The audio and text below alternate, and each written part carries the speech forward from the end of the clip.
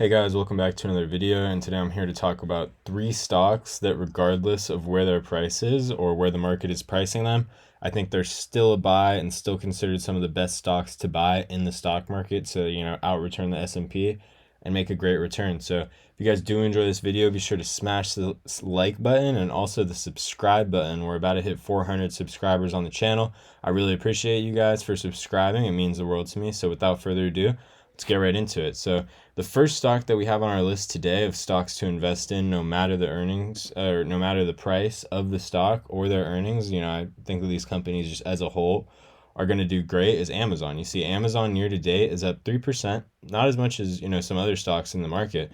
But then we go to a year, then we go to 5 years. This is, one of those companies that you can pretty confidently throw some money in and then make some money. So you can see I have a decent amount in Amazon. It's about 6% of my portfolio. Amazon is a huge company, $2.4 trillion market cap. Their PE ratio is relatively, in line with the tech sector in the market. They have 1.5 million employees. That's pretty good. I mean, that's an insane amount of employees. They might be one of the biggest employers in the US. And you can see, this is a company that has a proven track record to beat earnings quarter over quarter, year over year, over and over again. So this is a company that you want to invest in. They're, beating expectations every single quarter. Their financials are not an issue. So I wanted to look at their slideshow. So this is Amazon's Q2 2025 financial results conference call slides. So someone made the earnings conference call into a slideshow. We see that their net sales, so they have 22% international, which is what really stuck out to me, honestly. So Amazon is expanding internationally a good amount, which I really like to see with these companies that are already so big in North America. Them expanding internationally and taking that market share before anyone, in that, country respectively, can take market share. So it's very impressive that Amazon already has 22% of their already huge business in international sales. And then obviously they have that 60% in North America sales. And then 18% of their net sales now is AWS. This is their cloud computing software. They're the biggest cloud computing company, and they have competitors like Google and Microsoft that aren't even close to them. They're, way up there in this. And this is Amazon's, claim to fame pretty much when it comes to what people are looking at. So they actually lost some market share this past earnings. That's why you can see Amazon reported earnings. I'm not sure if they have the date down here. No, they don't have the date, but you can see in the graph, Amazon actually did drop a little bit in the past year. This is due to earnings right here, if I'm not mistaken. They were at 234, dropped all the way to 211. So they did, their market share of cloud did drop a little bit, but I'm not worried about it. It doesn't seem like that big of a deal, honestly. I think they still have, overwhelmingly the most market share in the cloud computing space, and that's not even, the main part of their business. Most of their net sales comes from selling on their retail store online. Amazon Prime, the ecosystem they have is amazing. What they've built, very impressive. And Amazon is a stock that you can, pretty safely center your portfolio around. You see their net income is up 35% year over year. Their net income true to money is up. And then we see also their segment results in North America. We see in North America, especially, they're up 48% on operating income and up 11% on net sales. And then same with international, they're looking very good. Insanely good year over year, up 448%. And then also you see AWS is still, steadily rising over here on the net sales, and then the operating income as well is still increasing. And then something that was interesting to me is that we see down here their free cash flow. We see Amazon actually only has, their free cash flow is declining quarter over quarter, which would scare the regular investor. But for me, I really feel confident about this. I think that Amazon is making a lot of great investments for the future. You see purchases of property and equipment, net of proceeds from sales and incentives. So I do think Amazon is, they're kind of taking a hit right now on the free cash flow, but I think all in all, long term, they're setting themselves up for some pretty good success with these investments with their free cash flow, and I do stand behind them in that. So yeah, guys, I think that Amazon as the first stock makes a lot of sense. This is a pretty safe stock. This is one that you can buy whenever. I'd still buy this one for $250, but it's only $228, so it's a little bit of a discount. So yeah, if you guys do like Amazon, you should probably get into it now. I think that it is going to rise pretty rapidly. But yeah, that's the first stock we have on the list. The second stock we have on the list is NKE, ticker symbol, and this is Nike. So Nike is a stock that hasn't risen like the rest of them. They're up only 3% year to date as well. You see the past year, they're down 5%. The past 5 years, they're down 26%. And this, when they were at their lowest, they were down almost 50%. So Nike has recovered a little bit, but Nike was looking pretty scary for a little bit here. I actually have a good amount in Nike. Almost 9% of my portfolio is Nike. I have about $2,200 in this company. I'm up about 12% right now, which isn't that much for how long I've been invested in Nike, but I do still truly believe in Nike a whole lot because you see their market cap. This is a big company.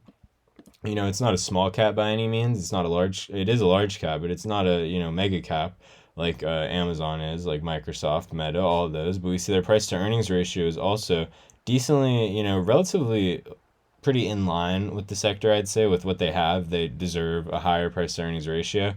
I mean, their brand, the swoosh, is iconic. Everyone knows what that is. They pay a 2% dividend yield, which is nice. But the thing about Nike is that they're in a very tough spot. So, I mean, look at their earnings. They're still beating, but look at the projections. I mean, they're going down. So Nike knows that, they're probably not going to make as much money as they did last quarter. And we know that too as the investor. We see that in the earnings projections. So we have to be, okay with that. But there's an article here that was actually talking about Nike and the kind of overview of their stock, and I wanted to see they had a bull case here.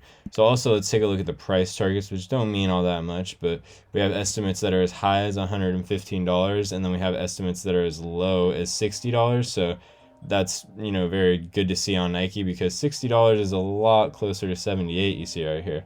So if it could get to that 115, I'd feel very good about that. But yeah, so we have that, and then also if we keep going down, we see that Nike actually, the bull case for Nike, it is in the direct to consumer segment, which I really like. They're leveraging data analytics and digital marketing to increase margins and customer loyalty. So Nike is in a different segment than a lot of the stocks that I invest in are in. You see right here that, Nike is in that, let's see, the 100 most popular, but apparel and accessories, consumer services, and retail. So that's good to see. And then we go to, a lot of the other stocks I'm invested in, and they're pretty much technology. I mean, AMD is technology, and then, a lot of different ones, but mainly technology, a little bit of, food, and then, yeah, a lot of technology. But that's why I like Nike. It's a very good play to, make your portfolio a little more balanced. We see there's more in this bull case. They're off the international expansion, which I like. They moved their production, actually, I think, to Vietnam, if I'm not mistaken, because of the tariffs on China. So, I mean, Nike knows what they're doing. This is investing in Nike right now is betting on the company, a great company with a great history, a great track record, getting out of a tough spot. I mean, companies have these rough times. It happens in every great company. There are rough times. And I think with this buy, you're betting on Nike to make it out of this hard time. And I think that's not that crazy. Nike is a company with a lot of financial backing, a very strong backbone. They're not going to go bankrupt tomorrow. Nike is very dependable and reliable, and they have a lot of things going for them. So I do think that Nike right now is a great investment, because I think the risk to reward on this one, this is a struggling company, to say the least. I mean, compared to what they used to do, but the risk to reward on this one is very attractive. So I do like Nike a lot for that reason, and I think that it's a great investment right here. One of the stocks that hasn't really taken off that I've talked about investing in is Nike. I think that this one's still in the early stages of, back to rising. So I do like this one a lot. I'd say buy Nike, great stock to buy. So that's the second stock. The third stock we have today, one of my favorite stocks in my portfolio, is ELF, up almost 60% on this one. We have about 4.5 thousand, almost 20% of the portfolio.